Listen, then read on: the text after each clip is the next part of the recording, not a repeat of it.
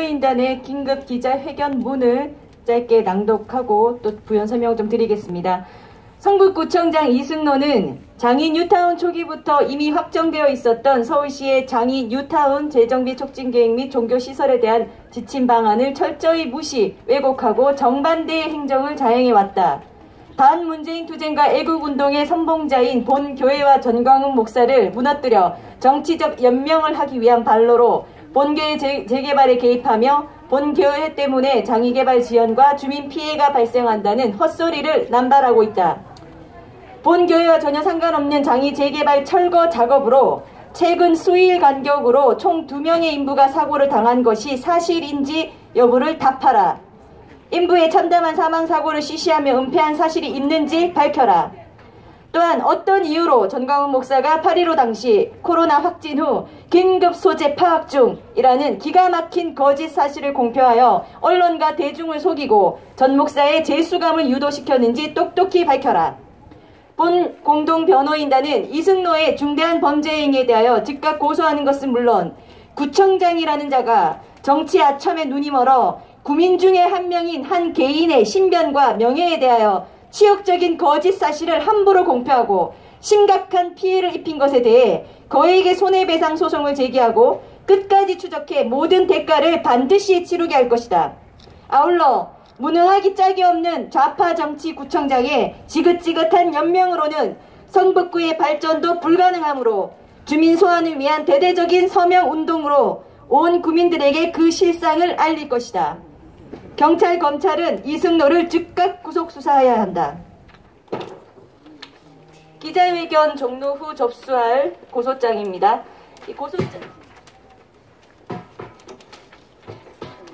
고소장의 내용 중 일부를 말씀드리겠습니다.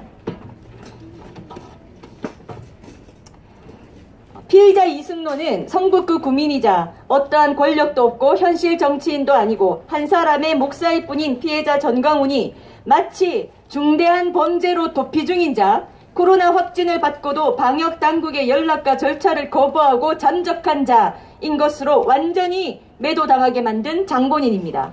실제로 이 사건 허위 보도들이 대대적으로 나간 직후에 마치 문재인 대통령, 서울시 당시 서정엽 대행, 성북구청장 이승노, 검찰의 소위 짜고 치는 고스톱이자 예정된 시나리오인 양 검찰이 피해자 전광훈 목사를 상대로 보석 취소 청구를 하겠다는 기사가 보도되고 이 모든 일은 진실 규명의 기회조차 없이 전광석화와 같이 이루어졌습니다. 참으로 기가 막힌 전광훈 죽이기의 시나리오라 의심하지 않을 수 없는 대목입니다. 이후 피해자 전광훈 목사의 병원 격리 기간인 2주가 지나 퇴원을 하자마자 피해자 전광훈 목사에게 보석 허가를 당초 해주었던 해당 재판부가 변호인단의 변론 한 번 듣지 않고 보석 취소 결정을 하고 결국 전광훈 목사님은 재수감되었습니다. 또한 어떻게 일국의 대통령이라는 자가 아동 살해범, 연쇄 살해범, 폭력 범죄 단체 등과는 비교도 안 되는 일을 가지고 마치 기다렸다는 듯이 한 사람의 국민을 수차례 직접 언급하며 전광훈 죽이기와 전광훈을 마녀로 몰아가자고 사실상 온 국민 앞에 선포하고 권력의 모든 하수인들에게 하명 아닌 하명을 하는 짓을 할 수가 있는지 현재 이 정부 권력의 밑바닥 수준을 여실히 드러내는 것이었습니다. 대통령이 직접 나서니 이후에 모든 언론들, 서울시, 성북구청장, 검찰, 민주당 국회의원, 추미애 법무부 장관 등 문재인 정부에 부역하는 모든 하수인들이 진실을 은폐하고 국민을 속이며 문재인 정부에 반대하는 대표적인 세력이자 인물인 한 사람을 재구속하지 않으면 안 될 사람으로 몰아갔습니다.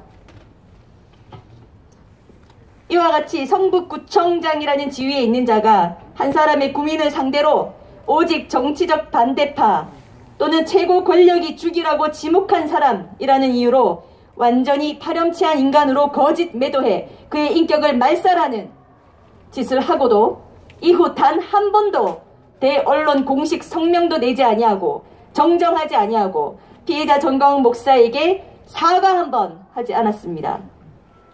유치원생도 아는 기초 상식과 양심에 반하는 피해자 이승노의 행보는 역시나 이 사건 행위가 처음부터 못된 악의로 또한 자신의 정치적 이득을 위한 부역의 발로로 이루어진 것임을 반증합니다.